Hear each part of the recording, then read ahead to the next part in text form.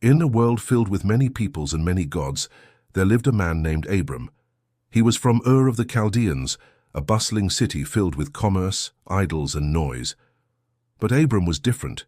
He had heard the whisper of a greater voice, a voice calling him to something beyond the familiar. One day, God spoke directly to Abram, saying, "Leave your country, your people, and your father's household, and go to the land I will show you."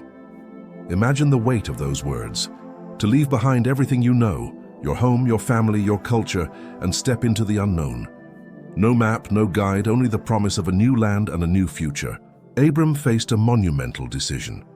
Would he trust this mysterious God who called him away from comfort into uncertainty? Would he step forward in faith or turn back to the safety of the known?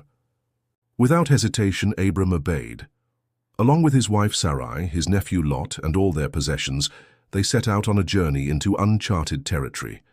The road was long and winding, filled with challenges and the unknown. But Abram's faith grew with every step.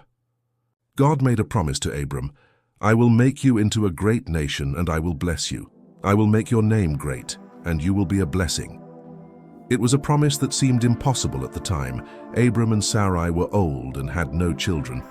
Yet God's word was firm and sure, a light shining in the darkness. As Abram traveled through the land of Canaan, he built altars to God, offering sacrifices and worshipping the one who had called him. These altars were not just physical markers, they were monuments of faith, testaments to Abram's trust in God's plan. But the journey was not easy. Famine forced Abram to seek refuge in Egypt, where fear for his life led him to claim Sarai was his sister. This detour tested his faith and character, but God protected him, and Abram returned to Canaan, renewed in his trust. One of the most dramatic moments came when God appeared to Abram and said, "Look up at the sky and count the stars, if indeed you can count them."